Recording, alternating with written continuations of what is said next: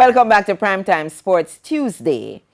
Green light given. Athletes across the country will now be able to begin qualification for the various national and international track and field meets after the J3As received approval for a series of meets from the government today. Jordan Fort reports. As of this weekend, the track and field meets will be allowed to resume across the island following approval by the Ministries of Health, Sport and Local Government. The approval, which came on Tuesday, clears the way for the J3As to roll out its qualification series for juniors and seniors across the island with strict COVID-19 protocols in place.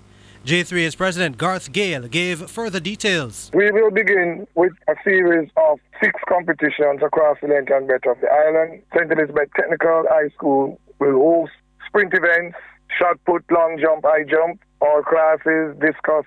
Then we will also have competition at Kirkvine Sports Club. We will also have been having competition at the GC Foster College of Physical Education and Sports, Jamaica College, UWI, Calabar and Excelsior. Gale also said special arrangements have been made for seniors. And there will also be on Saturday trials for our senior athletes at the National Stadium, and this will begin from 3 p.m.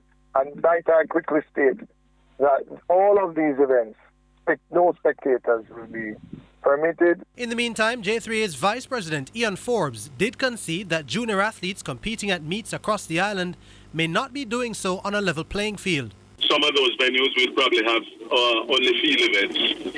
We want to give the athletes a fair chance and an equal chance of qualification. There must be equity to ensure that our athletes compete for the most part under similar conditions. Gale says there'll also be a protocol for media practitioners covering the meets. Though seniors will be preparing for the Olympics, this year is also a major competition year for juniors, with the World Under-20 Championships set for Nairobi, Kenya in August.